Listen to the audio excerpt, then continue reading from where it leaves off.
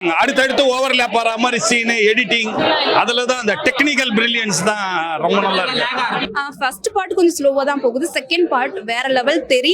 படம் நல்லா இருக்கு, டிஃபரெண்டா இருக்கு. It is a different movie. BGM sound effect அதெல்லாம் கொஞ்சம் பக்காவா இருக்கு. படம் ஆக்சுவலி நல்லா தான் இருக்கு, ரொம்ப ஒரு ராவான ஒரு படம்.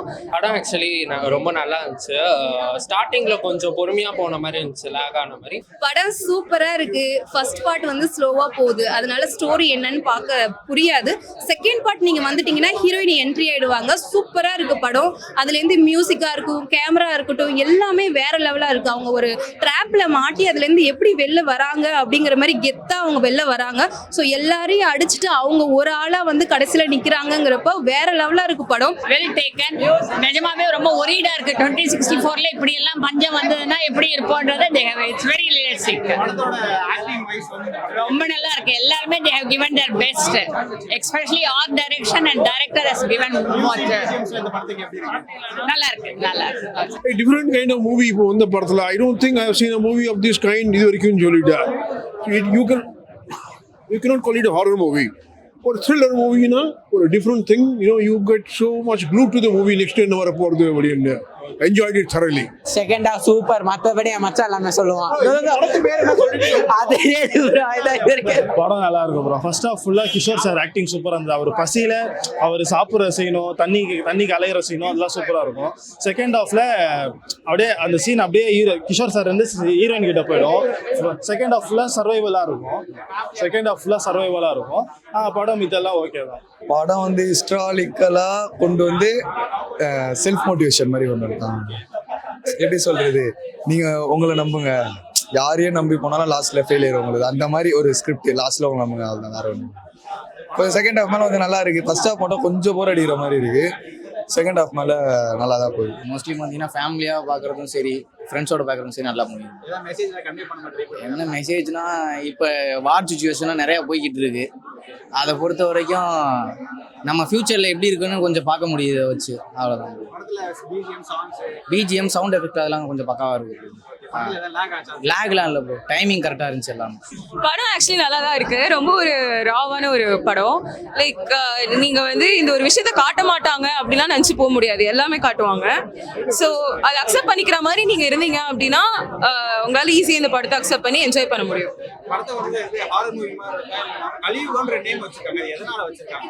ஏன் அப்படின்னா இந்த மாதிரி நம்ம உலகம் ஃபியூச்சர்ல மாறலாம் அப்படின்றத ஆன்டிசிபேட் பண்ணி மேபி வச்சிருக்காங்களா இருக்கும். ஆனா அந்த படத்துக்கு ஏத்த டைட்டில் தான். படம் வந்து ரொம்ப அழகா, எங்கேஜிங்கா, இன்ட்ரெஸ்டிங்கா, பேருக்கான ஜஸ்டிஸ் ரொம்ப அழகா பண்ணியிருக்காங்க. இது ஒரு டிஃப்ரெண்டான ஜானர். எனக்கு இந்த ஜானர் பேர் சொல்ற அளவுக்கு அறிவு இல்லை. பட் படம் பார்த்தீங்கன்னா உங்களுக்கு அதை பத்தி நாலேஜ் இருந்தா நீங்க ஐடென்டிஃபை பண்ணிடுவீங்க. ஏன்னா இது ஒரு ஃபியூச்சர்ல நம்மளோட உலகம் எப்படி இருக்கும்னு ஒரு போர்ட்ரேயல் இருக்குல்ல. ஸோ அது வந்து நம்மளோட ஹியூமன் நீட்ஸையும் அந்த ஒரு ஃபியூச்சர் சுச்சுவேஷனையும் கனெக்ட் பண்ணி ஒரு படமா எடுத்திருக்காங்க. படம் ஆக்சுவலி ரொம்ப நல்லா இருந்துச்சு. ஸ்டார்டிங்ல கொஞ்சம் பொறுமையா போன மாதிரி இருந்துச்சு, லேக் ஆன மாதிரி. அண்ட் செகண்ட் ஹாஃப்ல வந்து ஹீரோயின் வந்ததுக்கு அப்புறம் கொஞ்சம் த்ரில்லா போக ஆரம்பிச்சிச்சு. ஸோ அப்பதான் இந்த படத்தோட மோட்டிவே வந்துட்டு தெரிய ஆரம்பிச்சிச்சு, எதுக்காக அப்படின்றதே வந்துட்டு இன்டர்வலுக்கு அப்புறம் தான் நல்லா புரிய இருந்துச்சு. அதுக்கப்புறம் பார்த்தீங்கன்னா இதில் நார்மலாக மற்ற படத்தோட கம்பேர் பண்ணுறப்ப இதில் கொஞ்சம் அந்த ஹியூமன் மீட்லாம் சாப்பிட்ற மாதிரி வச்சுருந்தாங்க. ஸோ அதெல்லாம் கொஞ்சம் ரியலிஸ்டிக்காக காமிச்ச மாதிரி இருந்துச்சு. குழந்தைங்கள்லாம் பார்க்க முடியாது, ஏன்னா வந்து ரொம்ப கொஞ்சம் வயலன்ஸ்லாம் இருக்கு. இன்னொன்று வந்து இப்போ போர் நடக்கிற நேரத்தில் இந்த படம் வந்திருக்கிறது வந்து இன்னும் கொஞ்சம் பயம் கொடுக்குது. ஐயோ ஃபியூச்சரில் என்ன நடக்க போகுது அப்படின்னு நினைக்கும் போது கொஞ்சம் பயமா இருக்கு. ஒரு சில சீன்லாம் வந்து ஐயோ இதெல்லாம் நடக்க போதா, இந்த மாதிரிலாம் நம்ம இருக்கவே வேண்டாம்ப்பா அப்படிங்கிற மாதிரி தோணும். அது ஒரு வருஷம் வந்து அவங்க குறிப்பிட்டு கொடுத்துருக்காங்க. பட் நம்மளுக்கு தெரியாது அந்த. ஆமா, இது ஃபுல்லாவே ஃபியூச்சர் தான். இதுல என்னதான் மெயின் வந்து பசியோட கொடுமை. இந்த பசிக்காக வந்து நம்மளால தண்ணியும் குடிக்க முடியாம பசியில இருந்து ஒரு மண் எடுத்து, அது ஃபர்ஸ்ட் சீனே வந்து ஒரு மண் எடுத்து சாப்பிடுவாங்க. அது பார்க்கும் போதே உங்களுக்கு வந்து ஐயோ அப்படிங்கிற மாதிரி ஒரு படபடப்பு வரும். ஃபர்ஸ்ட் பார்ட் கொஞ்சம் ஸ்லோவாக தான் போகுது, செகண்ட் பார்ட் வேற லெவல் தெரி. வந்து தேட்டர்ல பாருங்க, சூப்பரா இருக்கு.